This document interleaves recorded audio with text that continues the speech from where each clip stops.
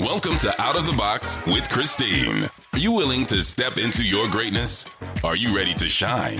Well, get ready, Truth Seeker. You're in for an amazing ride.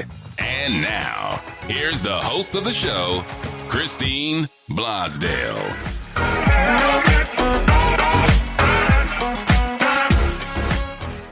Today's show is brought to you by HowDoICreateAPodcast.com. Want to create your very own podcast to promote you and your business?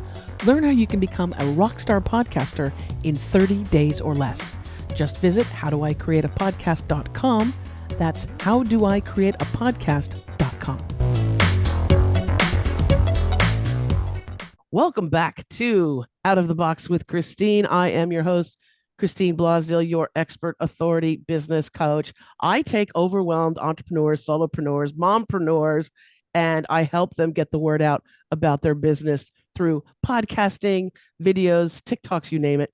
And I am very happy to be joined today. This has been it's been an interview long in the making, has it not, Michelle? Michele Phillips is my guest today. She is also affectionately known as the Light Lady, who illuminates her clients' paths to greatness. But she is a corporate trainer, an executive coach, and transformational personal coach. She is also the author of Happiness is a Habit: Simple Daily Rituals that Increase Energy, Improve Well-Being, and Add Joy to Every Day. I couldn't think of a better person to have on Out of the Box. So welcome, Michele Phillips, to Out of the Box with Christine. Thank you, Christine. Thank you for having me. I'm excited to get into this fabulous conversation.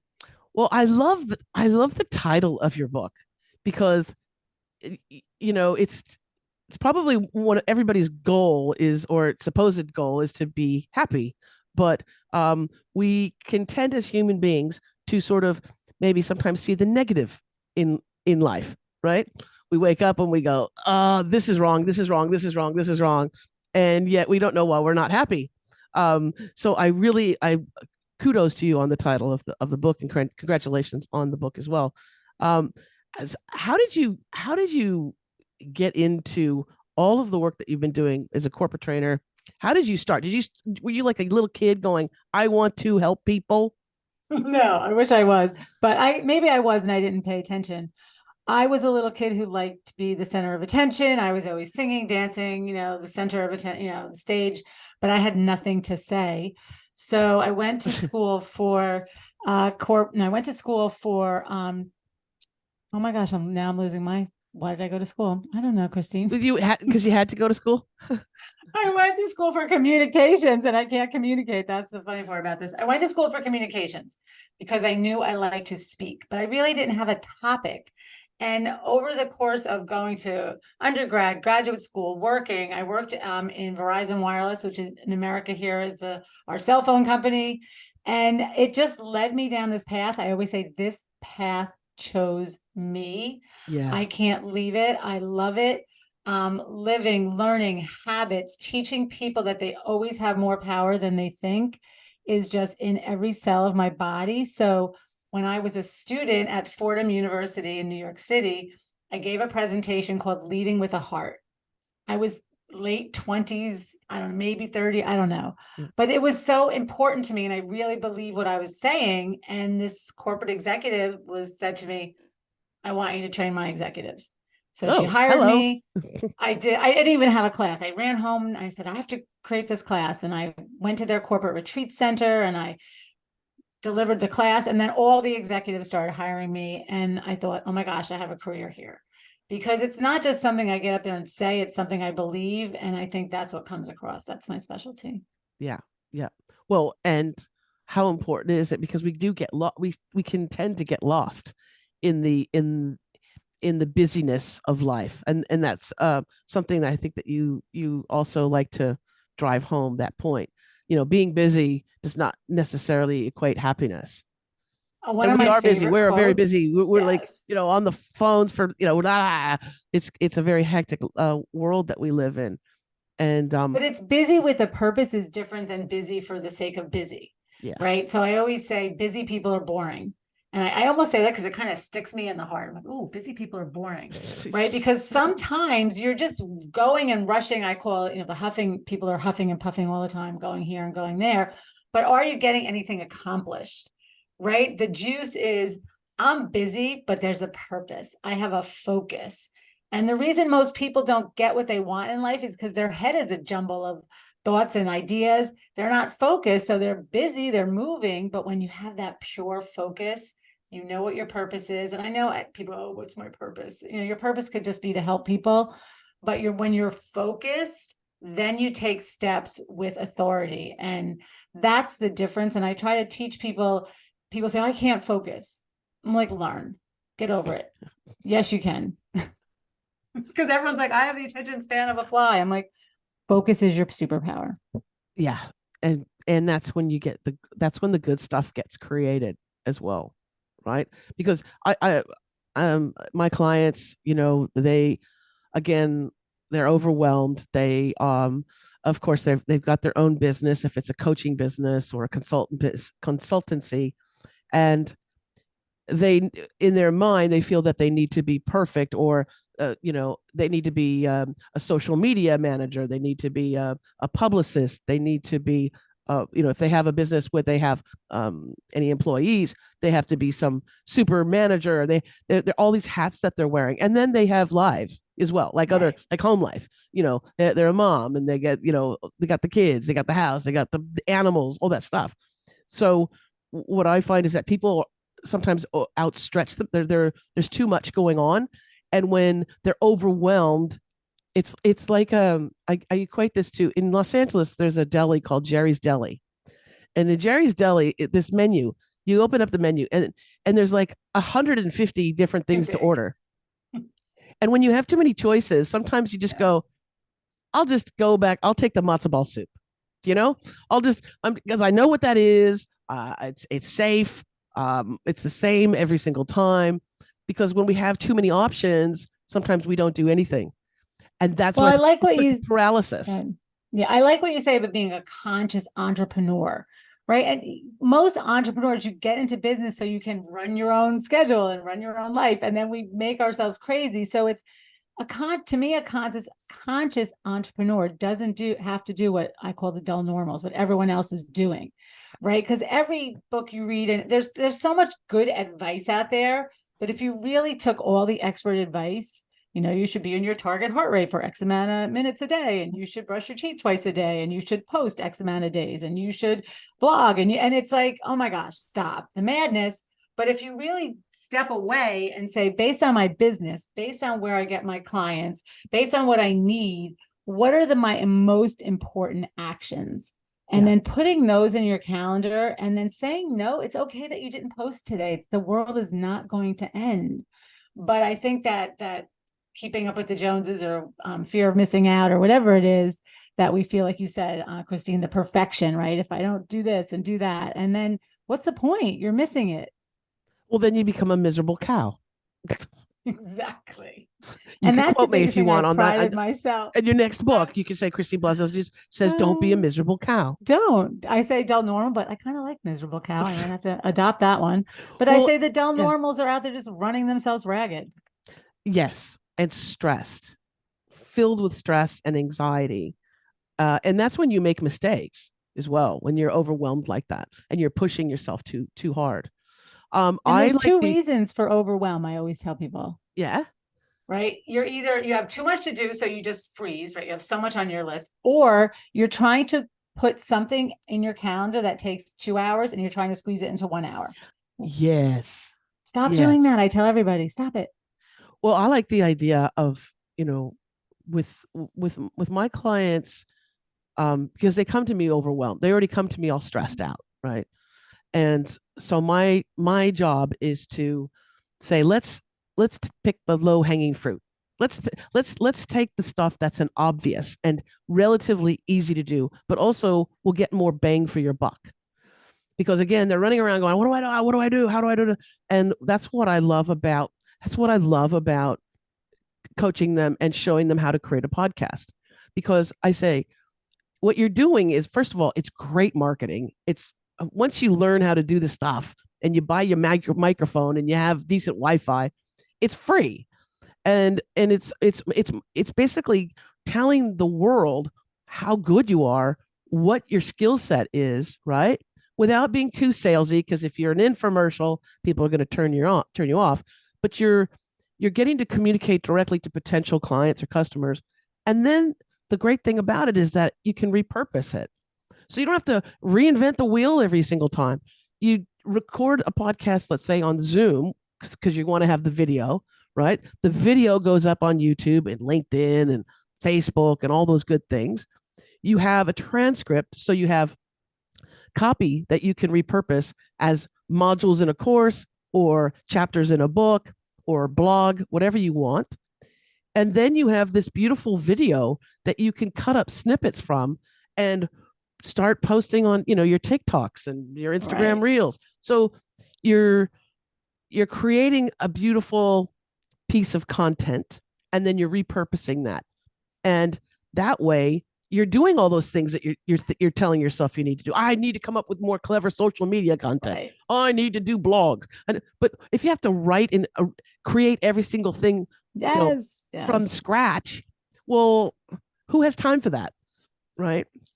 Well, it's your perspective too. You're saying, let's make this great video and let's repurpose it. So it's the perspective of, I can handle this, right? You're not taking on too much. You're taking it in bite-sized pieces and you're creating a habit, right? You've been doing this for 7 years, right? So that's something, I'm sure you have it down pat, and you didn't in the beginning.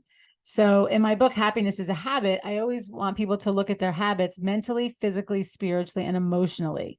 Right? Are they leading you where you want to go? Do you have a good habit? Like when you create a podcast, you don't just wake up and say, I don't know, what am I going to do today? Like you have a schedule, you have, I guarantee you there's things that you do without thinking. The habits you have to create your content and to create your podcast are the things that are working on autopilot now because you've done them so long. So that's the goal of my book, is for people to start small and start creating things that are on autopilot. Well, because habits require no energy. Well, in the title of your book, Happiness is a Habit, Simple Daily Rituals that Increase Energy, Improve Well-Being, and Add Joy to Every Day. What are some simple daily rituals that we can do that can accomplish that? Yeah, well, we were talking ahead of time, Christine. It's about people wake up in the morning just automatically in a bad mood, right? Or we just complain naturally. Like, again, our brains are set up to keep us safe. They're not set up to keep us happy. So the habit of going to bed and saying prayers, gratitude, meditation, the habit of the minute your eyes open up in the morning, saying thank you, and then having some kind of morning routine that I always say educates, motivates, or inspires you, right? If you hit the snooze too many times, roll out of bed, and then hit your email or social media, yuck. Right. But if you meditate, read, do something that raises your energy, you already are ahead of the game. And then you bring that good energy into your day. So I ask people to start with something really small and commit to 90 days. That sounds like a lot. But if I said to you, I'm going to sit and meditate for 2 minutes or eat an apple every day for 90 days. At the end of the 90 days, you don't think about it. It's something you do without thinking. And then you add another habit. In 5 years, you have 20 positive, powerful habits leading you where you want on autopilot, right? It could just be maybe every day at 10, I'm going to look at my podcast guests and decide on topics or whatever your habits are, but just commit to them until they're on autopilot. And then look at the ones that you don't want. And I always tell people, don't even worry about the bad habits. If you get enough good habits going in your life, the bad ones, I guarantee you, drop away. Right. Because you're feeling too good with all those good habits. Exactly. Well, that's why the habit, or creating the habit of also doing exercise in the morning, because it increases those endorphins, and then you can carry that with you throughout your morning and your day. I love the idea of giving yourself that benchmark of doing 90 days, and I like 90 days is. Well, because 3 months sounds like, oh, it's a quarter of a year, but 90 days, it's like, okay, that, because it goes by fast. But when we first start off, it might be, but Michelle, it's cold outside and I'm very warm and toasty in my bed and I could easily hit that snooze button. So what do you say to those people who go, you know, okay, that all sounds good, but in reality, are we really Yeah. going to do that? Are we really going to It get out of it that goes cold? back. I get so excited. It goes back to what you said before about giving up perfectionism, right? In those 90 days, if you work out more days than you don't, you're ahead of the game. Right?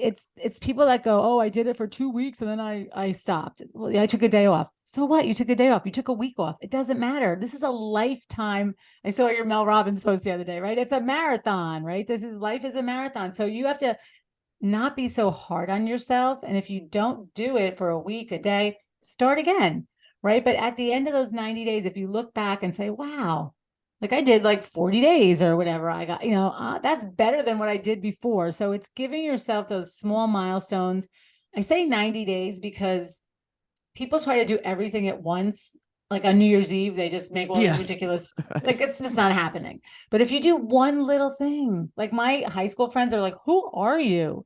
And I'm like, "Oh my God, this was like over years of just one little thing, then another little thing." And Yeah. it's just constantly, and then now, there's always something, right? You'll never get it done. I think that's what struck me as you were talking about entrepreneurs. There's so much to do and there's so many options.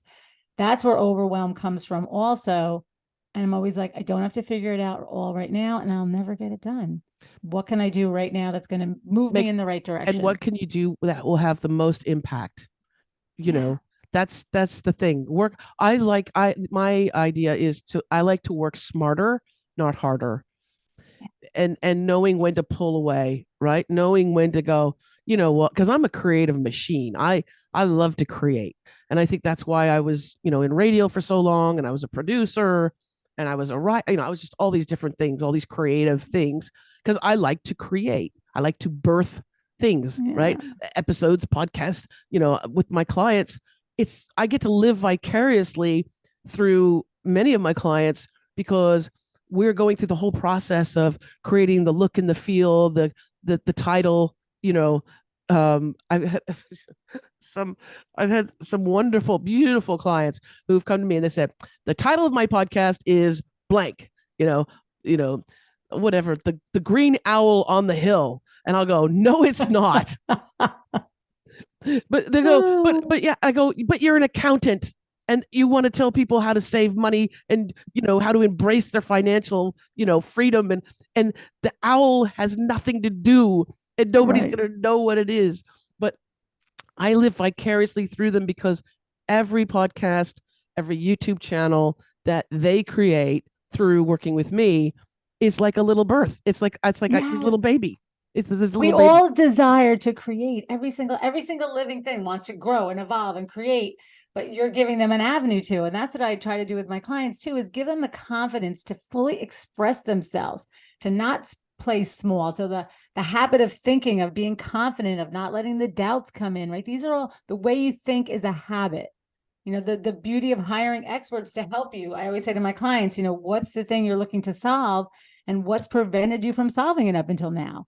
Right? Yeah. Having someone to be accountable, someone to say the owl's not going to cut it, right? Yeah. Is helpful, is what we need. So it's realizing, I mean, you look at having a YouTube channel, everyone wants content out there. Everyone's right, but there's 8 billion people on the planet. And right now, conscious entrepreneurs are needed more than ever, right? Helping people really, I always say, connect their head to their heart and, make sure their message is connected. And you touched on something too. It's not just the world does need conscious entrepreneurs, and we're here to support them, but also conscious companies and corporations. Yeah. I was blessed and lucky enough to for 1 year. It was supposed to be a couple weeks. It was supposed to be like 2 weeks. I was asked to be the general manager of a major radio station in Los Angeles, a very creative radio station, not your typical commercial run, right? Very creative, very progressive, right? Standing up for rights and all that good stuff. So instead of a couple weeks, it ended up being a year.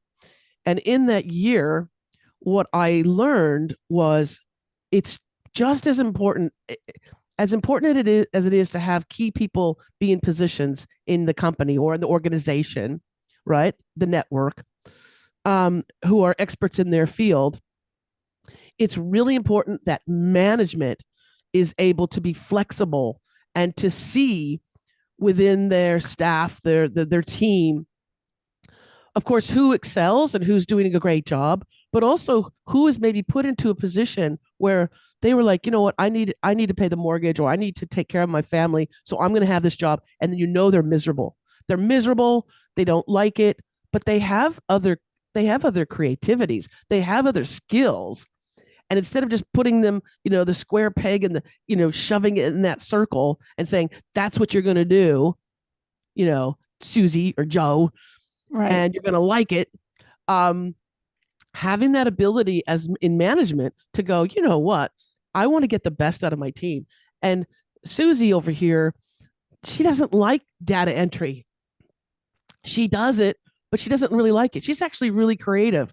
Maybe I could move her, that flexibility. I think in companies, you get the best out of your staff and you can get so productive. Yes, I 1000% agree, right? I've been in corporations for 23 years now, working, I always say, with enlightened leaders, right? I work with conscious leaders. So, I work with people that get it. And that's what's so great, because people that get it want to see their employees. They want people to become the best versions of themselves.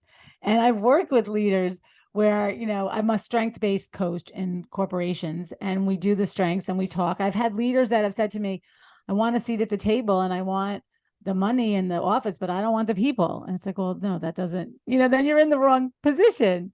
I've had leaders that have put people in the wrong position just because they thought, they could do well. So it's really finding their strengths, like you're saying, and is this a good fit, or should they be someplace else? And what I find a lot is those courageous conversations don't always happen. And then I get people middle of their career and they say to me, nobody ever told me I wasn't good at blank.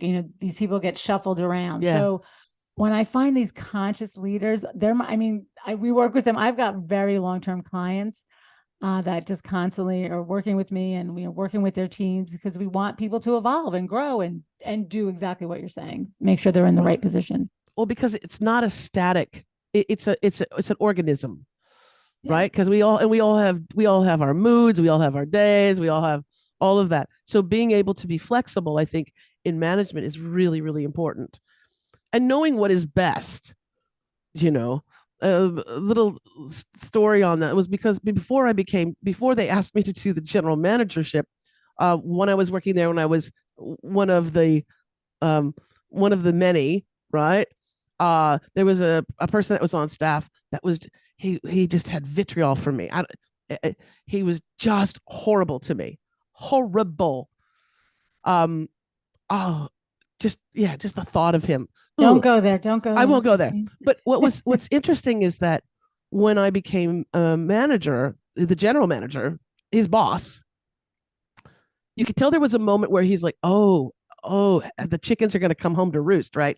She's going to get rid of me, or she's going to make my life. And you know what? Because I knew what was best for the radio station and for the airwaves, I didn't have any retribution against him, because I knew what was best.